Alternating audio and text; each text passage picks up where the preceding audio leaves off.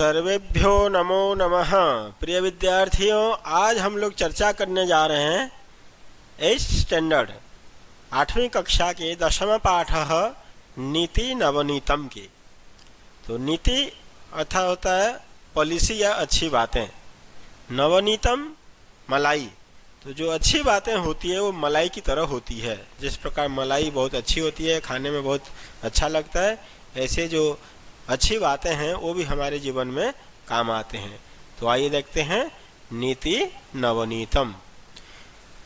प्रस्तुत पाठ मनुस्मृति के कतिपय श्लोकों का संकलन है। ये जो पाठ है, इस पाठ में मनुस्मृति, एक पुस्तक का नाम है मनुस्मृति, जिसको मनु महाराज ने लिखा है, उस मनुस्मृति के कुछ श्लोकों का संकलन है जो सदाचार की दृष्टि से अत्यंत महत्वपूर्ण है। सदाचार अर्थात शिष्टाचार, गुड बिहेवियर, तो अच्छे बर्ताव की दृष्टि से बहुत ही महत्वपूर्ण है।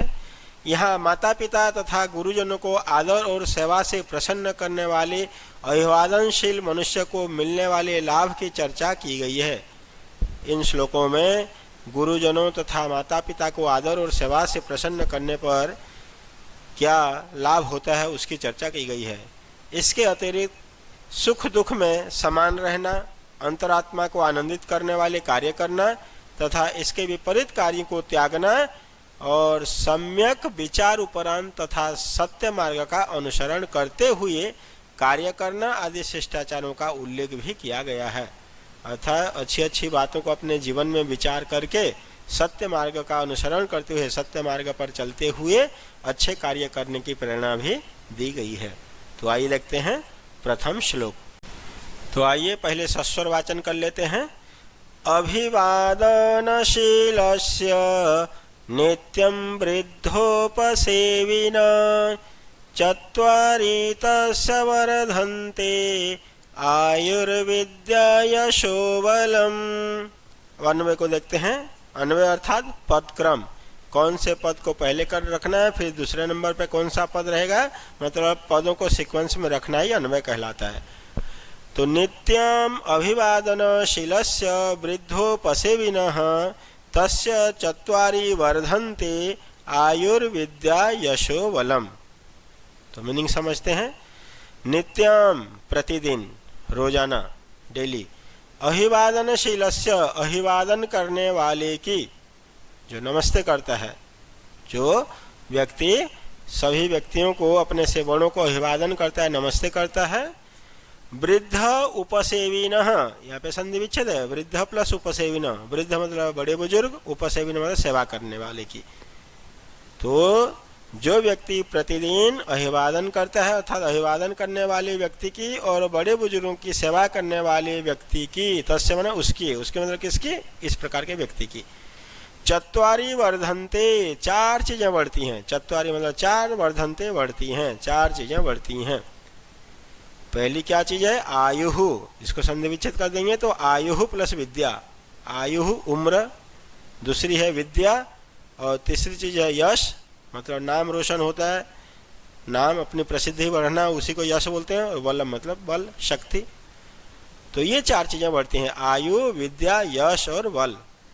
नित्य प्रति अभिवादन करने वाले की तथा वृद्धों की सेवा करने वाले की चार चीजें बढ़ती हैं, आयु, विद्या, यश तथा बल। क्लियर हो गया होगा? नहीं हुआ तो फिर एक बार सुन लेंगे।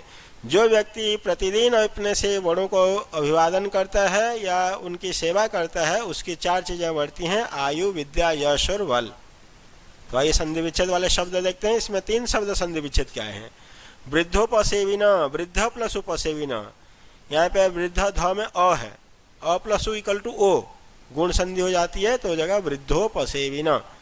आयुर्विद्या, आयु प्लस विद्या, यहाँ विसर्ग से पहले उ है और विसर्ग के बाद व है, तो इस सिचुएशन में क्या करते हैं, विसर्ग को र हो जाते हैं, रत्व संधि।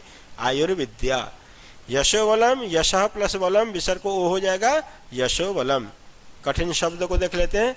अभिवादनशीलस्य, नमस्ते करने वाले की। नित्यम, प्रतिदिन।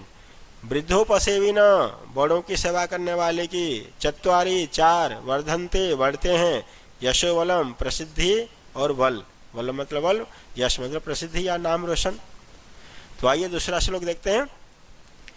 यं माता पितरौ क्लेशं सहेते संभवे नृणां न तस्य निष्कृति शक्या कर्तुं वर्षशतैरपि।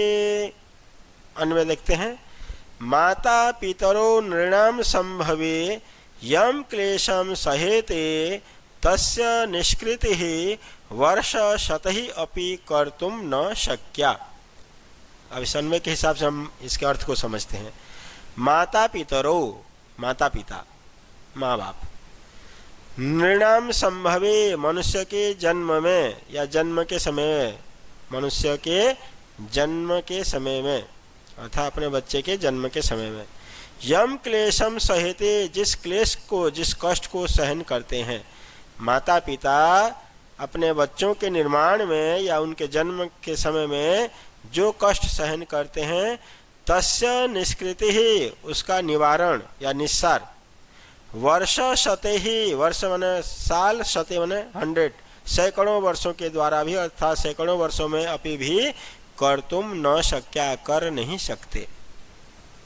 माता पिता हमारे निर्माण में जो कष्ट सहन करते हैं उसका निवारण हम लोग सैकड़ों वर्षों में भी नहीं कर सकते।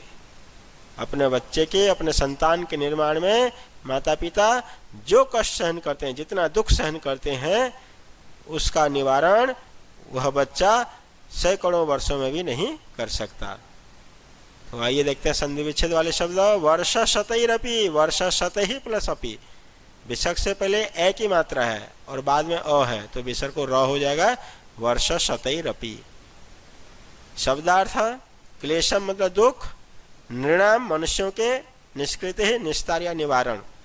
आइए तीसरा श्लोक देखते हैं।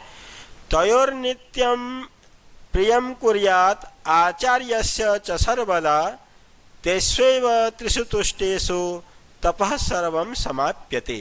ये तीसरा श्लोक है। तो तयोर नित्यम प्रियम कुर्यात् आचार्यस्य च सर्वदा तेष्वेव त्रिषु तुष्टेषु तपः सर्वं समाप्यते। अन्वय को देखते हैं, फिर अन्वय के हिसाब से मैं आपको अर्थ समझाता हूँ। तयोः आचार्यस्य च नित्यं सर्वदा प्रियं कुर्यात् तेषु त्रिषु तुष्टेषु एव तपः सर्वं समाप्यते। तयोः उन दोनों के, ये तत्शब्द का षष्ठी व्यक्ति द्विवचन है। तयोः उन दोनों के अर्थात किनके, माता पिता के। आचार्यस्य और आचार्य की, च मतलब और, नित्य मतलब प्रतिदिन, सर्वदा हमेशा। माता पिता और आचार्य मतलब गुरु की प्रतिदिन हमेशा प्रियम कुर्यात्, हमें प्रिय ही करना चाहिए, भला ही करना चाहिए। माता पिता और गुरुजनों का हमें प्रिय ही करना चाहिए, उनके लिए अच्छा ही करना चाहिए। तेषु त्रिषु तुष्टेषु, तेषु उन त्रिषु तीनों के, तुष्टेषु तुष्ट हो जाने पर अर्थात संतुष्ट हो जाने पर, उन तीनों के खुश हो जाने पर या प्रसन्न हो जाने पर ही, एवं मतलब ही, तपः सर्वं समाप्यते। तपः पूरा का पूरा, सर्वं तपः समाप्यते, सर्वम को पहले भी लगा सकते हैं।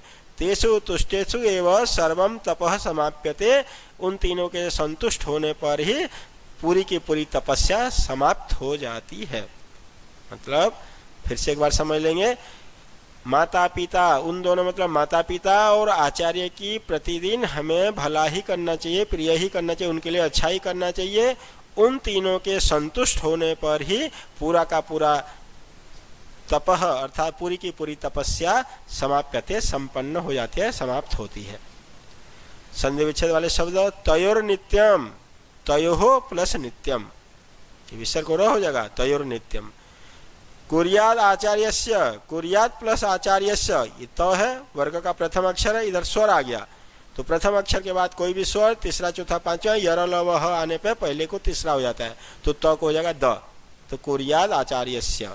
तेष्वेव, तेषु प्लस एव, यहाँ पे आपका यण संधि है, उ को व हो जाएगा तो वह होने पर बन जाएगा तेष्वेव। आइए कठिन शब्दों को देख लेते हैं। आचार्यस्य गुरु का, नित्यम प्रतिदिन, सर्वदा हमेशा, तुष्टेषु प्रसन्न होने पर, समाप्यते समाप्त हो जाता है। तो प्रिय विद्यार्थियों, इन 3 श्लोकों का मैंने इस वीडियो में चर्चा किया है। अगले वीडियो में पुनः अगले श्लोकों की मैं चर्चा करूँगा। तब तक के लिए धन्यवाद। नमो नमः।